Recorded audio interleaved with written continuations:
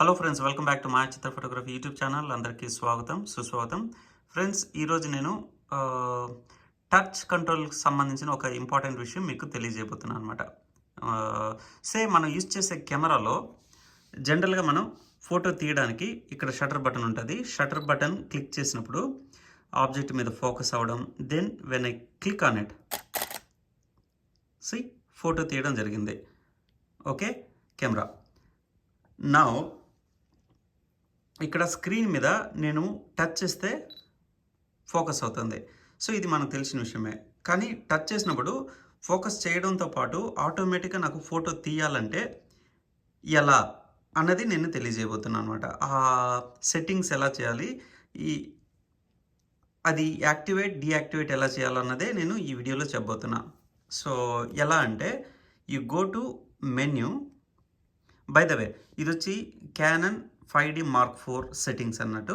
So ఇది అర్థం చేసుకుంటే ప్రెటీ మచ్ నైకాన్, సోనీలో కూడా ఇలానే ఉంటుందన్నమాట. ఓకే, సో బట్ కాన్సెప్ట్ అర్థం చేసుకుంటే చాలు. Okay, yeah. So go to menu and go to next one. ఇది కాదు, పిక్చర్ స్టైల్ కాదు, go to the 5th one. Okay, yes. So first ట్యాబ్లో 5th వన్ వెళ్తే కనుక టచ్ షటర్ ఉంది. సో టచ్ షటర్ డిజేబుల్ ఉంది బై డిఫాల్ట్. ఎనేబుల్ చేసుకుంటే now let me go back. ఇప్పుడు సేమ్ థింగ్ నేను టచ్ చేస్తా, ఏమవుతుందో చూడండి. ఇది ఏమవుతుందంటే ఇప్పుడు ఫోకస్ చేసి అండ్ ఆటోమేటిక్గా పిక్చర్ కూడా తీయడం జరుగుతుంది. You can feel the sound. Flash కూడా వచ్చింది. One more time. ఇక్కడ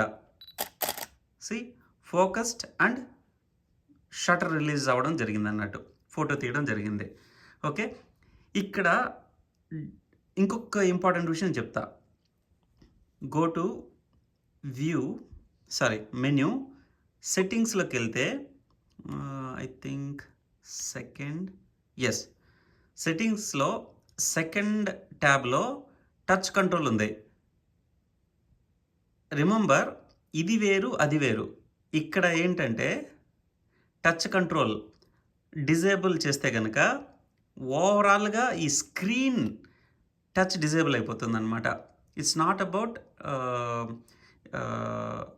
ఏంటిది షటర్ రిలీజ్ సంబంధించిందే కాదు, ఇది ఓవరాల్గా. ఇప్పుడు డిజేబుల్ చేశాను అనుకో, ఇంకా ఈ పని చేయదు, ఇక you cannot do. So you have to use ఈ మెకానికల్గానే బటన్స్ యూస్ చేయాల్సి ఉంటుంది.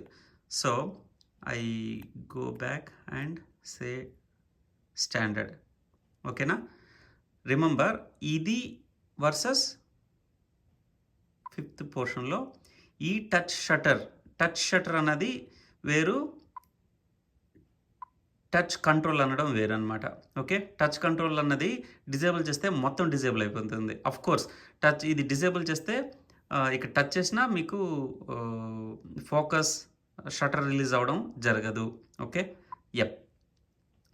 సో దీనివల్ల అడ్వాంటేజ్ డిసడ్వాంటేజ్ ఏంటంటే కనుక, so let me go to this one.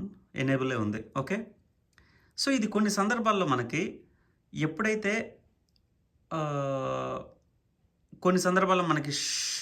Shutter button కంటే సింగిల్ సబ్జెక్ట్ ఉంది and subject is big enough. మనం సెట్టింగ్స్ ఏదైతే అపర్చర్ సెట్టింగ్స్ ఏదైతే ఉందో, సపోజ్ 8 పెట్టాను.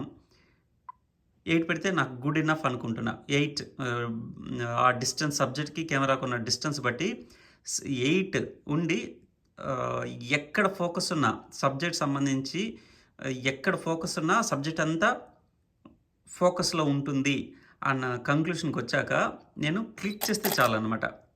సో అలాంటి సందర్భాల్లో ఎలాంటి ఇష్యూ లేదు.